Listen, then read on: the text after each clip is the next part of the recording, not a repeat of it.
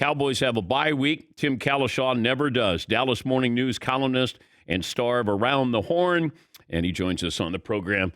Wow, we got good things to talk about, don't we? Oh, my. This is unusual. This is unusual for us. Last time morale was this high in Dallas was? 2016, the 11-game winning streak, Dak and Zeke as rookies. The sky was the limit. They had found their future. And here we are 5 years later, waiting for this team to capitalize on Dak and Zeke being here. And they kind of got sideways for a few years and didn't really take advantage of it. But the excitement around that team this year, while Dak and Zeke are obviously still here, that Diggs that you already mentioned, CeeDee Lamb, the younger players are what make people think, even Randy Gregory to an extent, make people think, wow, there are some different stars here and maybe this will be different. What are your concerns? Well, it starts with the head coach, yes, which is does. kind of unfair, and I've been maybe overly harsh on him here. And some of the things people got on him for yesterday didn't really bother me.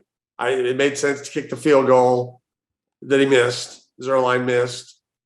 He went for it early, 4th and 1 at their own, 35. That's unconventional, but we've been screaming for coaches to pay attention to these analytics that say, if you've got a good offense and they have a great one, you can make a yard. You shouldn't punt the ball away. And they didn't make the yard. And so it didn't look good. And that kind of energized the Patriots. What they scored in 3 plays after that? Josh McDaniels called his best 3 plays he had. And they're running tricks. And next thing they're in the end zone. And, that kind of kept them afloat for the day. But McCarthy is a concern, I think.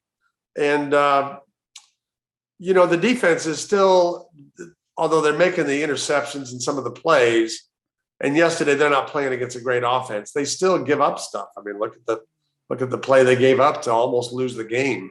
So you gotta still be a little leery of that. Yeah, I'm with you with McCarthy. I didn't think they should have gone for it on the 4th down in their own territory. I would have gone for the 4th down when they needed a yard late in the game. He calls a timeout that helped the Patriots. His misunderstanding of the clock continues to baffle all of us. You call a timeout if you're going to go for it. Yeah. He called a timeout and kicked the field goal. Yeah. So then you're giving the team time. Now, the Patriots didn't happen to do anything with it, but the clock management has been an ongoing thing. The thing about the 4th and 1 early that you can say, look, you don't need to take that risk. You're a much better team than New England. Don't give them the ball at your own 34. Yep. And I just think they're a little cocky, and they think we're going to drive down here and score a touchdown, and it bit them. Yeah. In that offensive line, there were holes that were unbelievable. That's why I thought you can get a yard against this New England defense and keep the clock going. It just surprised me. Yeah. They had run Zeke on 3rd and 1, and it looks like Zeke's going to get it, and somebody comes in and blasts him, and he's got the ball in his back arm. They made little mistakes. They outgained the Patriots by more than 230 yards. That was a weird game to watch, to say, how do they not have this game put away? And then obviously they almost lost it. And the penalties too. Penalties. Yeah, it was a sloppy game. They got a bye week coming up. I'm sure the players are thinking about that. Let's get an easy win over the Patriots and go have a few days off. And so they didn't play their best, but they did. CeeDee Lamb was there when they needed him, and so they're 5-1. You start to look at that division and look at it, not long term, but at least in the next 3 years. The Giants are going to be in a rebuild. They're going to need a new quarterback, maybe a new head coach on GM. Saquon Barkley won't be there. The Eagles are going to be in a rebuild. We're not sure about the Washington football team on and off the field. I mean, this is a great position, a great window for the next 3 years, you would think, for the Cowboys. I was thinking about that this morning. They could be going against 3 different quarterbacks next year, as early as next year. The Eagles right now, they have like 3 picks in the top 10. Yeah. And so if they're not in full belief that Hurts is the answer, they're going to use one of those on a quarterback, you would think. Danny Dimes, I don't know. He looks okay. I don't know if I don't know if I'm ready to pull the plug on him, but that's a mess of a team in New York. And Washington, you're right. They don't have their quarterback. They know that. They knew that when they brought in, Fitzmagic. So they're going to win the division. Cowboys are going to win the division by 5 games or 6. And because they got 4 more games against those teams, they got a shot at, it used to be you play for the top 2 seeds. Now there's only one that gets the bye. And you're playing with Arizona, a team Dallas plays at home January 2nd. And you compete with the Rams. You compete with the Bucks, a team the Cowboys lost to. That could still hurt them. But they're in that competition. When did you realize, or when did the Cowboys realize they had something special in Trayvon Diggs? I think they knew last year. I don't think they envisioned anything like this. I think he was just really sound, really solid right away. Like, I could start in this league. I can play. What do you need me to do? I'll be your best cornerback. And man, he just started making plays this year. And I thought it was funny that he got beat for the touchdown. We've written all these things and said these things about Everson Walls and his first 2 years. He had 11 interceptions. That's the most in the last 40 years. And then he had 7 in a strike season. There were only, 12 games, maybe 9 games. That was a short strike season, 1982. But Everson got beat a lot. Everson took a lot of chances. Diggs hasn't been beaten that often, but I thought, okay, this guy really is Everson Walls. He just ran one back for a touchdown. He just gave up a touchdown. This does remind me of 40 years ago. Yeah, I remember Everson Walls would gamble, and then he would make a big play. Yeah. And they don't throw in your direction if you're Darrelle Revis. If they think you're going to gamble and they can take advantage of that, they'll continue to throw in your direction. There's a reason Walls is the only player who's led the league in interceptions 3 times because they kept throwing at him. Oh, morale is high. Look at you. Yes. Yeah. Mavs Hawks Thursday. Yeah. Luka and Trey, here we go. Yeah. MVP favorites? No. Oh, okay. Well, that's what people said. That's what I was told. I was misinformed. How about you? Texas Longhorn? Oh, no. Oh, my alma mater? Oh.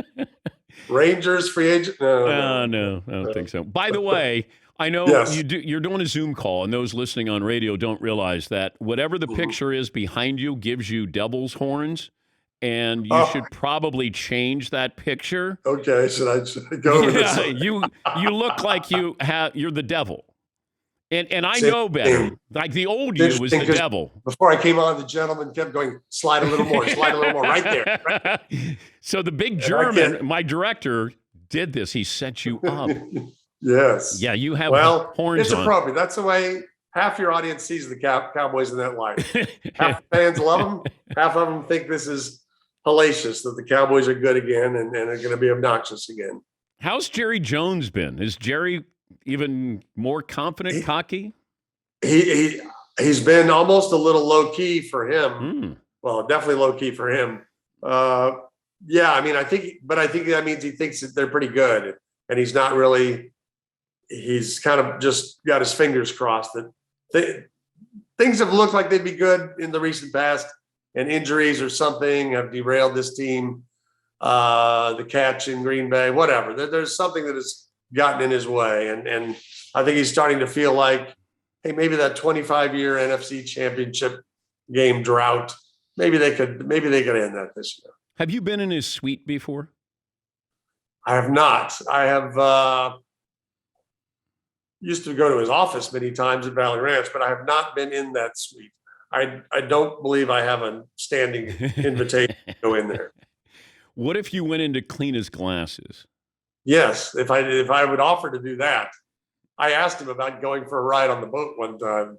I called it the boat. I think he was offended I called it the boat, given that it looks like Logan Roy in Succession, something like that. 250 feet long, I think. And he said something about if I want to work on the boat, I might get the opportunity. Yeah. Swab the deck. Yeah. Great to talk to you again, Tim. Are you on Around the Horn tonight? I'm on today and tomorrow. There's got to be win number 502 has to be around the corner. 500 gets you into the Hall of Fame, doesn't it? 500 does, and I think I've been in kind of a malaise since then. I haven't really put it together. I lost last week to Mina Kimes in a showdown. I lost to Sarah Spain. I'm not closing. I'm not finishing.